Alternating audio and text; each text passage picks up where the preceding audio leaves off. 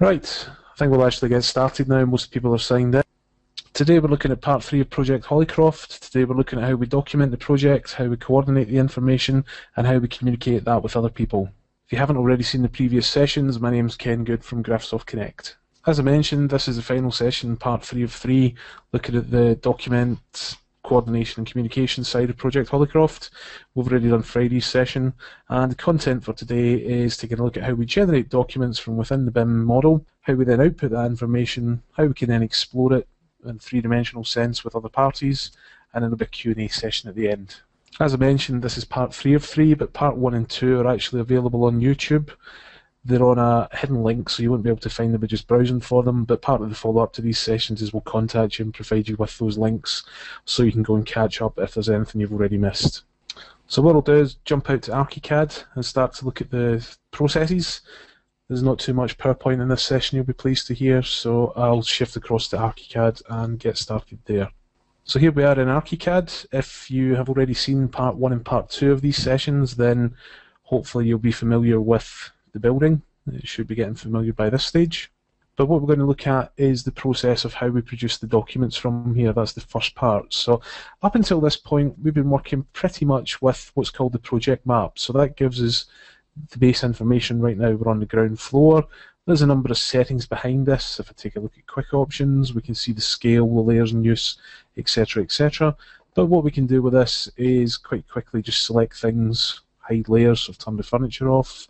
Maybe I will change the scale, so rather than 1 to 50, if I go to 1 to 200, what you should see is the level of detail within the windows has changed. Similarly, the text has changed up here.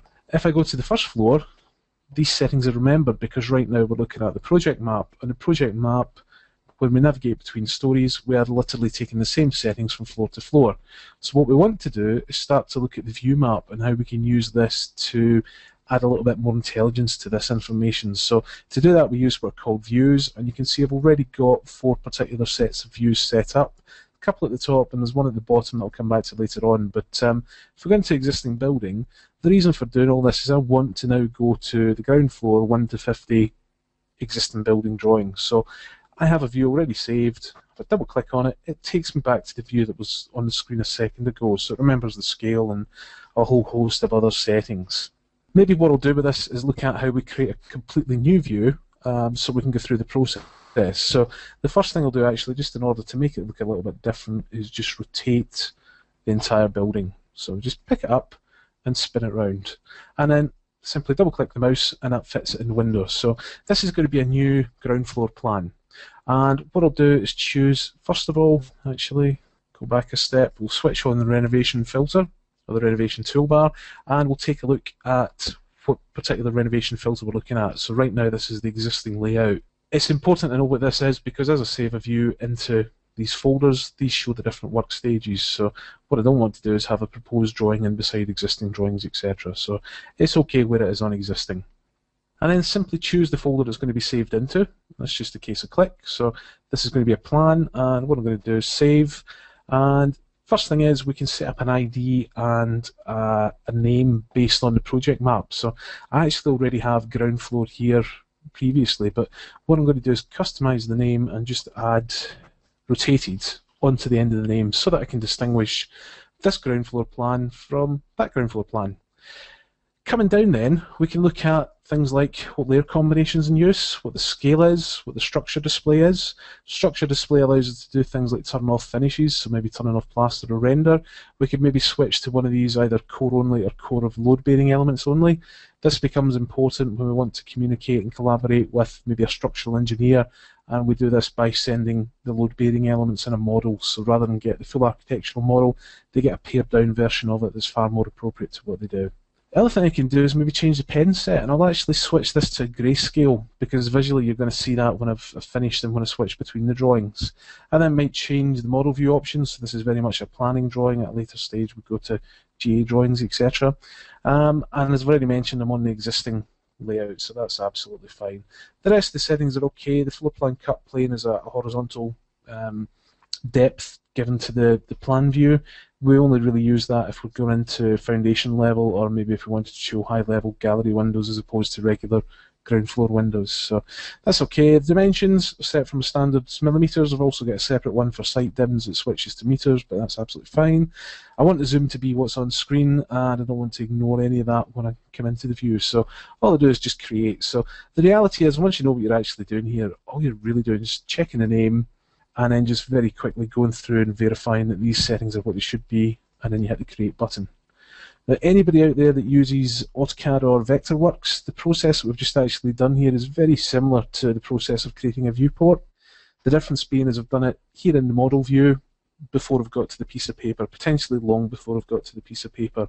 And the idea behind that is when it comes to creating the pieces of paper, this is already in place. I can simply drag and drop and it's all ready to go. So visually you can see now I've got a different drawing, different appearance. If I revert to the previous ground floor plan, then you'll see that changes the rotation and the colours and all the other settings as well.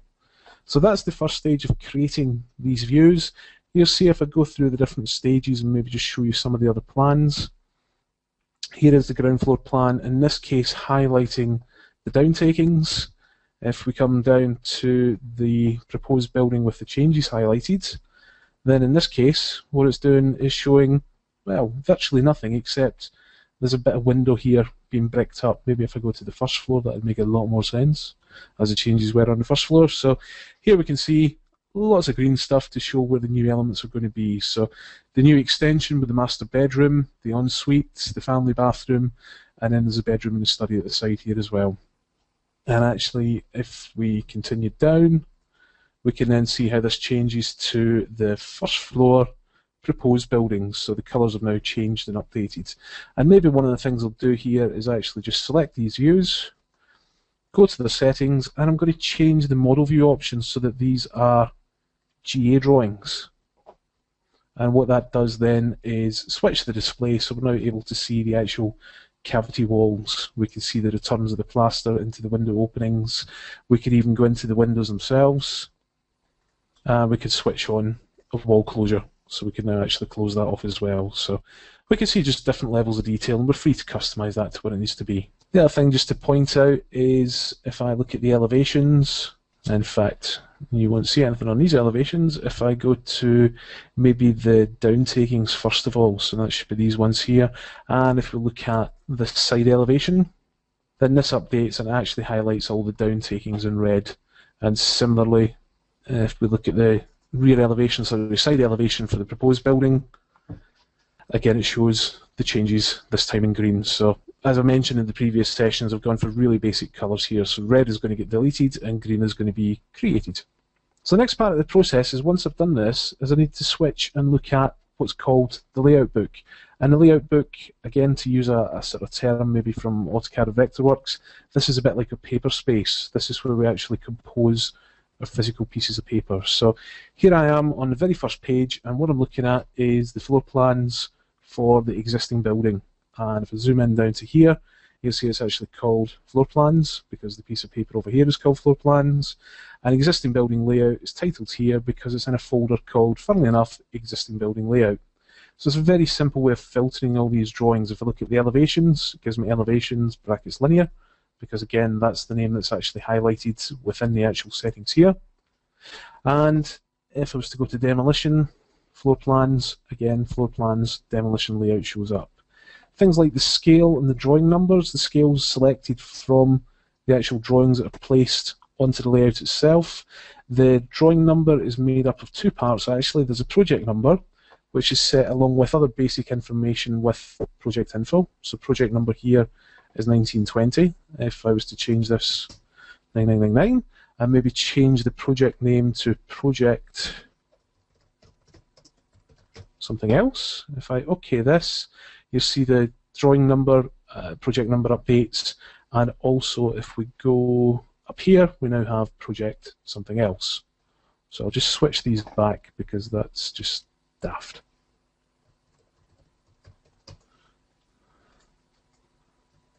There we go, so we'll switch that back, and we can add other bits and pieces. We can add as many details as we like into here. So that gives us that information. Again, if I look at the floor plans, we can see I have floor plans for each different stage. At this stage, what I've done is switch the display so that the traditional drawing elements are just in standard monochrome colours, so black and grey fills for the walls, but then we've picked out the demolition elements, in this case with red. The red that actually shows up in the title box, this is not the true colour that outputs. This is just here so we know it's part of a reference from the drawing sheet underneath. So that's actually controlled by what's called masters down here. So if I was to look at the master sheet, you'll see the majority of the text is black, but the Graphisoft Connect logo, that's in its proper sort of corporate colour as it should be. So that'll output in that way, even although on any one of these drawings it shows as red. If we then look at the floor plans for the modifications, again these update and we can see what's what. And similarly, if we go down to the final one, the final proposed floor plans are all just in black and white colours. But maybe what I want to look at now is adding a little bit more detail to these elevations or sections. Maybe what I'll do is actually pick up this sheet here. This has a couple of sections on it. There's one already in place, and this has a sort of 1 to 50 level detail visible in here. But what I'm going to do is open it up, but I'm actually going to open it with the layout as a reference. So what that does is open up, if I double click the wheel to fit it in window, it opens up in a colour that's pretty hard to see on the screen actually. The broadcast is not too bad. But what I'll do is I'll dull that down a little bit so it's a pale pinkish colour. You could change any colour you like, it's really up to you to decide what it is. But the reason for having the reference here is just so that as I add notes and other bits and pieces onto this drawing and embellish it, I want to make sure it fits in with the style of the rest of the drawing sheet. So I'm going to do a couple of little basic things here just to tidy up the drawing. And the first thing I'm going to do is a real simple two-dimensional trick, and all I'm actually going to do is add a fill pattern over the top of the brickwork to represent the coursing of the mortar joints.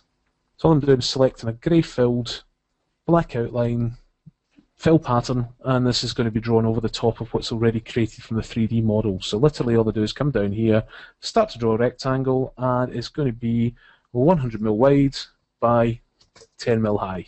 So that's created this tiny little fill here. All I do with it is make sure it's on the new status element, and then what I will do is multiply it and set it at a spread of 75mm increments. So 75mm means 75 centres, and we'll have 65mm spaced bricks, or sized bricks in between. So we just grab a point, and then we just extend this up until I run out of space up here somewhere. So it's done that. What I'll maybe do is, again, it's a cheat, but I can select this roof element, and I can actually tell it to bring that to the front, and it actually hides and tidies up the pattern that's left behind. The rest of the detail here, the hatching for the brick, the insulation, the block work, that's all come across from the standard section that's been cut anyway, so I'm not going to add any more to that, although I could go and add similar levels of detail for the plastered work inside here. But what I'll do is maybe just to add a little bit more detail to the top here is go grab a 2D object and put some tiles on the roof. So all I'm going to do in the library is grab a 2D roof tile, and we'll just place this from here to here, and we'll run it up to here somewhere. Once it's in place, I can always pick it up and maybe come in and adjust the spacing. We can maybe adjust the position of the start point. We can maybe adjust the length at the end here, so we've got a ridge tile in place, which we can then further extend. I can also come to the end tile and maybe angle it slightly. If I was to change the overhang of each tile, you'll see how they then kick out, and I've managed to get it kicking out far enough with some very large tiles that the water's just going to run straight off the roof, completely miss the gutter, and probably land in the neighbour's property. So maybe what I should do in that place is actually pick up the end and just cut that tile back a little bit so it actually lands on the ground. Final thing I'll do in here in terms of detailing is grab the label tool. So all I'll do in here is just check that I'm on the independent text, and then I can simply just draw a line, draw a little box to place the text, and then give this element a unique label. So we could call this a roof, and then down here we could add a further one, a wall. Whatever other details we want to put in here, we can actually copy paste in from external sources or whatever it happens to be, but we simply choose to label up the elements as is appropriate. So I think you get the idea how we can embellish 2D over the top of what's already in place there. If I now go back to the layout book though, and let me just make some space. I should also point out I'm running at a reduced resolution for the sake of the broadcast. If I was to run it full screen, it would just get too slow, so I'm at a reduced resolution, which is meaning I'm having to shuffle palettes around that I wouldn't normally have to do. But what I want to do is go back to the layout book, go back to the appropriate page. So this is the final page with the sections. You'll see that the changes haven't actually updated here yet. It's important they don't do that because I need to keep track of the changes properly to ensure that I've got revisions and any necessary backups. So now that I'm actually here, I'm happy that this information is archived away, it is safely stored.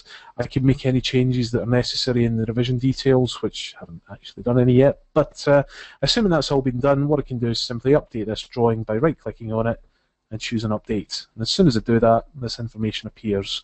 Then all I have to do is just slight tweak to make sure the text labels read as they actually should do. So this drawing is now up to date. But that's fine because I've just made this one change to this one particular drawing, and I can kind of remember what I did 10 minutes ago, 5 minutes ago, so that's not too bad. But it's really important on any sort of scale building that we're able to track lots of changes in an appropriate way. So we do that through what's called the Drawing Manager. The Drawing Manager shows the status of each one of the drawings that's placed within this file. So we can see here at the top there's a number that need to be checked. There's also a whole load of them that are listed as OK because the file's pretty much intact. And it even shows things like these ones here are actually linked out to some files that are obviously stored in the Dropbox.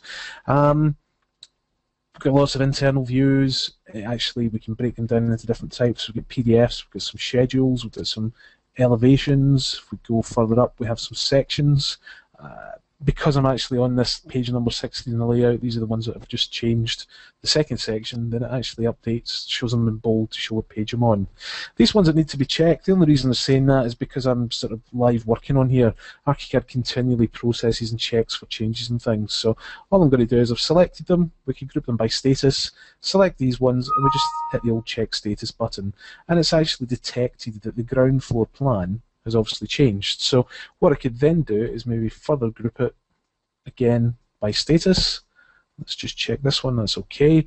We can check these, and it's the ground in the first floor. So maybe what I could do at this point is go back to them on the physical piece of paper. So let's grab this one, which is the existing plan, right click, and we can say open the source view. And if I just close this out of the way, then it actually takes them back to the ground floor plan. So we can go through the usual processes to make sure that the changes that are necessary have been updated and shown in the revisions.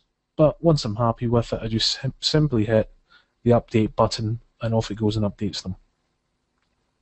If I close this down, assuming that all the pages are up to date, and if we just take a quick skip through, we have our various elevations at different stages. So coloured elevations. So these are up to date. The final bit actually within the layout book I haven't mentioned yet is this page that contains the schedules. And these are just some very simple schedules that I've created from the model. So the first one here is just the object inventory. So it's what objects are used in the building. So we can actually see what they are. We can see the quantities of them, their lengths, their widths, their heights. We can also put on costs and various other specification details in here to further embellish the information that goes into the model. I've also got a window schedule, and we can see again in here what the window type is, its size, its sill height, its head height. We can see the graphics, we could add dimensions and further annotations. I've also got a door list, and probably what's quite important with it, if I just pick one of these up and again open the source view, what we can do is maybe make changes in here. So these ones are pretty much fixed, but we could add other text fields where we could add costs.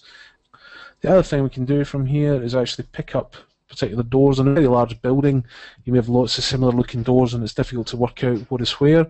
In this case, that's clearly the entrance door, but if we're not familiar with the building, I could always use the schedule to say go and select this and highlight it in 2D. So it physically takes me to the object and selects it for me. If I return to the schedule, maybe this time open the window schedule, could do the same thing. In this case, there's two windows. These are going to be forming part of the bay. I could say show this in 3D. And again, it goes and physically selects and highlights them and shows me them inside the 3D window. The final schedule that's on this page here is just some of the very basic wall properties for the proposed walls. So what I've done is filter out, so it's only the new build walls, but it's telling me things like, you know, how many there are of each type, what their volume is, what the thickness is, their heights, areas, perimeters, the lengths on the various sides. So we can work out areas and volumes and various other quantities and bits of data associated to the project. But what I'll do at this stage is publish this data, and this is to get it out to a number of external formats. If I just move the GoToWebinar toolbar. To do this, we use Publisher, and what I'll actually do is use the organizer, because that allows me to more clearly see the process. So on the left-hand side, I'm going to set so I can see the layout book, and on the right-hand side, we have right now the publisher sets that are in this project. So we already have a PDF set that's been published,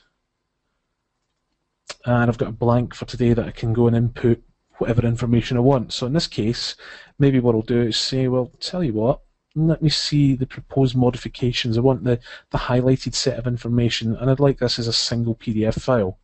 Maybe what we'll then have is the final proposed layout, again as a PDF, but as separate PDFs this time. And what I'll also do is with that include the schedule. So it's just a case of drag and drop wherever we want it to be.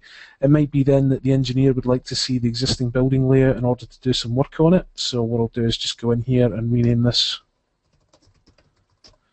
for engineer, and it may be that that's required in DWG format.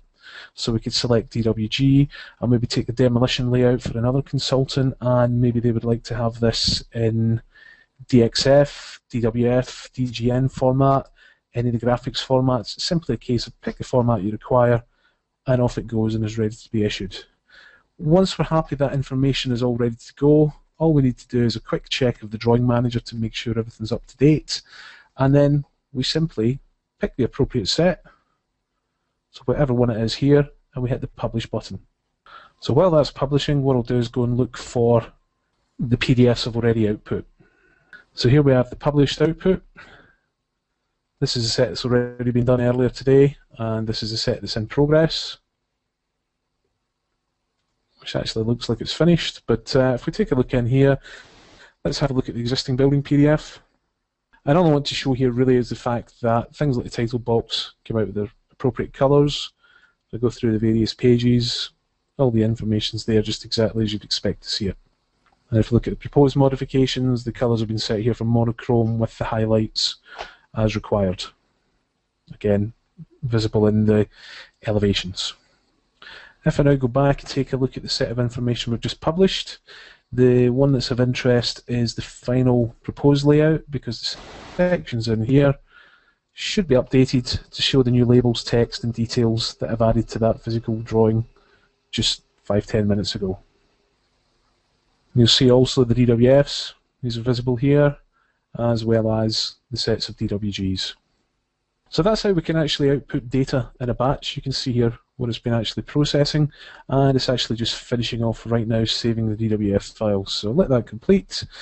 That information can then be sent to any number of people that require it, but this is very much a two-dimensional traditional format. So what I'm going to take a look at now is how that we can output this information, but rather than send it via 2D, what I'd like to do is actually send a 3D model that helps to process that communication. So let me just tidy this view up a little bit. BIMx, or Building Explorer, allows us to send the model out as a complete building and allow it to be explored by whoever requires that information. So this is a little BIMx icon. The output can be set for either Windows or Mac OS for desktop machines or laptops, but we can also output to either iOS or Android devices. So iOS, the sort of, I think it's 4th and 5th generation iPod Touch, iPads, iPhones, and Android to any Android-capable phones, tablets, devices, etc.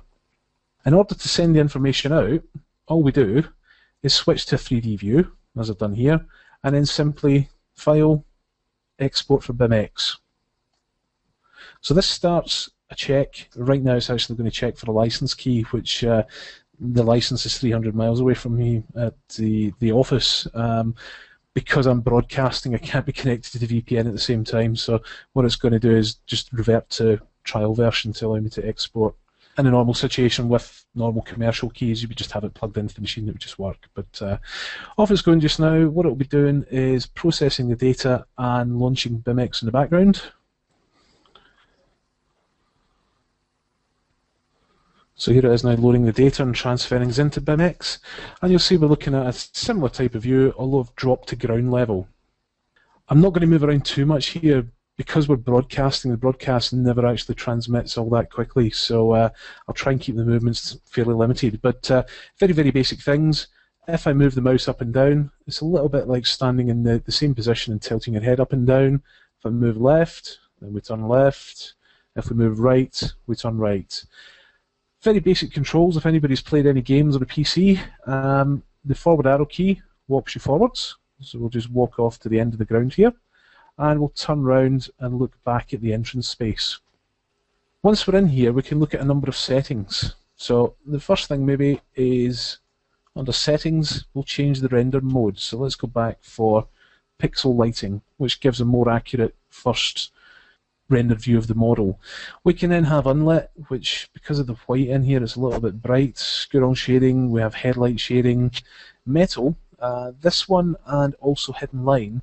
These are quite useful for presentations to clients who they sometimes get a little bit worried if we were on something like this pixel lighting. It might be, I don't like the roof tiles or I don't like the bricks, whereas if we go for something like either the metal or the hidden line, that takes that out of the equation completely because you're able to look at the spaces and the shapes and the forms rather than the end details. We can also change the sky colour, so right outside at the moment we have a typical sort of Scottish summer that looks like that. That's October now actually, but anyway, it won't be long before it is that sort of colour. We can choose different basic colour backgrounds, or we can go for the sky that was on there previously. If any of you have a pair of Anaglyph Red Cyan 3D glasses to hand, then now would be a good time to grab them.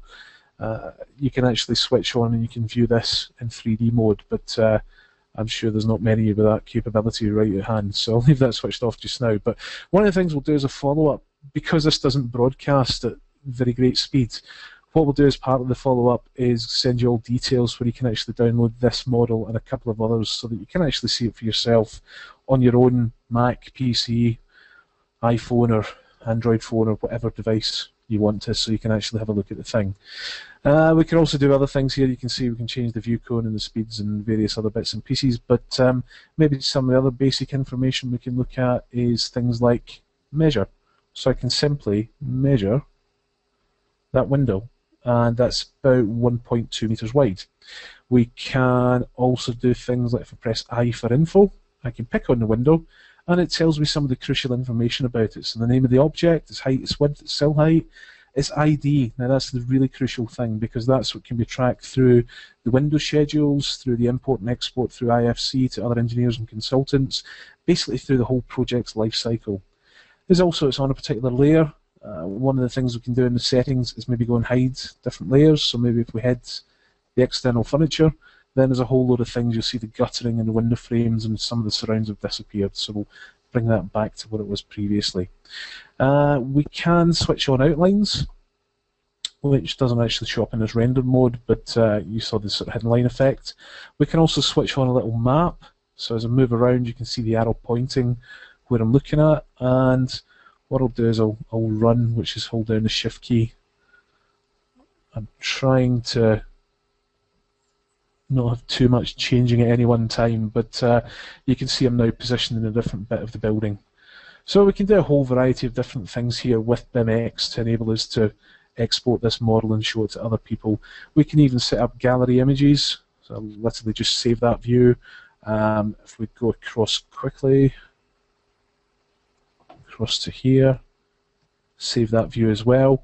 What it means is if you send this to somebody who maybe is not quite as computer literate as everybody else, then you can actually go into the gallery and you can physically jump to particular views. That makes it a little bit easier to navigate around in. There's also a list of controls and some of the basic info behind it about where it's come from, what version it is, what size it is, etc. But what I'll do is I'll quit back out here because that pretty much concludes the session. We've taken a look at how we produce the documents, how we coordinate the documents, and how we actually output them and view them in a variety of different formats. So what I'll do, just to finish off, is drop back into the PowerPoint. We'll have a Q&A session just to round things off, and then what we'll probably do with the Q&A, like the previous sessions, is gather together the questions, because there's so many of you logged in right now. I don't want to be bombarded and keep you all for the next hour and a half, so we'll do that as a follow-up and come back to later on. So thanks very much for your time. We've got these questions, these are all tracked and logged. What we'll do, as I say, is follow up with you all individually. But in the meantime, these are our contact details. If you do have any questions and you want to get in touch to clarify things, then please feel free to drop us a line or give us a call. Thanks very much for your time.